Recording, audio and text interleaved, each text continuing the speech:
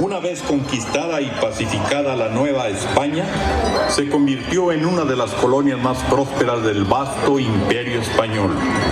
Pronto se estableció alrededor de la corte virreinal una aristocracia que alcanzó grandes riquezas y se distinguió por la suntuosidad de sus fiestas.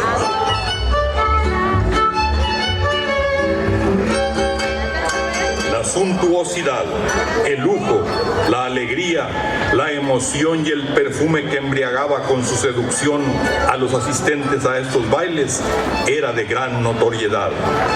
Los valses, polcas, chotices y redobas, estos tres últimos de origen checo, se adaptaron al sentimiento y la sensibilidad de la alta sociedad mexicana.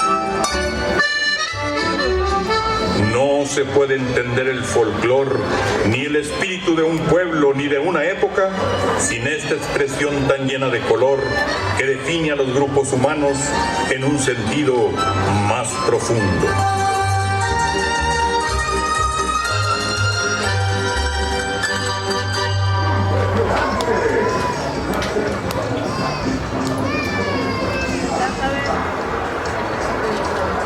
Hemos pasado que la boca de la se encontró